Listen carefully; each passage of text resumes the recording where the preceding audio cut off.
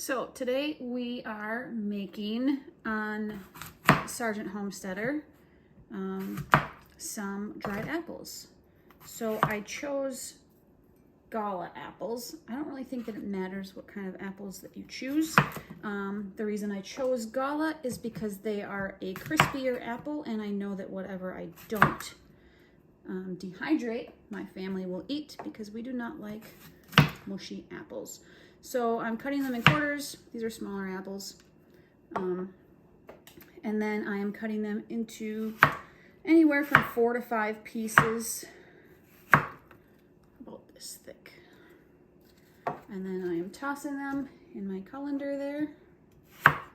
And then what we are going to do is, I don't think that you need to put any lemon juice on them. Sometimes when you bake a pie, you put lemon juice on it because you don't want your apples turning brown. However, dehydrated apples are brown. So do you need to prevent that oxidation from going on? I don't know. It might help your seasoning to stick. So that would be the positive of doing that. And today for seasoning, I'm going to be putting pumpkin spice. So pre-mixed pumpkin spice. So, okay, so leave it to me to not have any pumpkin spice because my family will use things and not put it on the list. So we made our own pumpkin spice. It is cinnamon, ginger, and nutmeg, and then just a scotch of sugar. Plus, it took me just a little bit longer to do these apples because my kids were eating them as I was cutting them and seasoning them.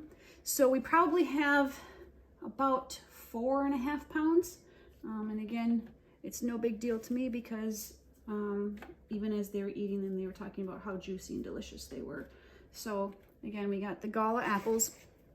Another reason I got the Gala apples is because right now they're on sale for $1.99. So here I am making 5 trays worth of dried fruit for my family. And I'll probably get a good amount of servings out of this. And the reason that we like to do dried fruit is, got a couple left, I guess the kids will be excited, is because once we get done with this, we're gonna vacuum seal it, and then it can last on the shelf up to 5 years, from what I've read online. So as long as we get all of the air out of it, dry it out completely, this could last a really long time, and it can give us some much needed energy if we can't go into grocery stores. So we're gonna start this dehydrator. Typically, this is a new dehydrator I got for Christmas, and I really love it because before, when I would do grapes and things like that, it would take like 3 days. Now this guy, it's probably finishing grapes within 24 hours because they are full of moisture, but I'm guessing that these will be done, it is 10 to 12. These will probably be done by dinner time. Okay, so our apples had a lot of moisture, so it took a little bit more than 24 hours, but that's okay because they were absolutely delicious. So today I'm gonna put all of my stuff. We got about 2 jars. Probably would have gotten more, but we were all munching on them as they were dehydrating and after they got done dehydrating. So I've got a couple of jars of apples, I've got some bananas, and I've got some grapes. I got this nice little attachment to take all the air out of my jars online. Comes in regular and wide lid. So we're gonna start out.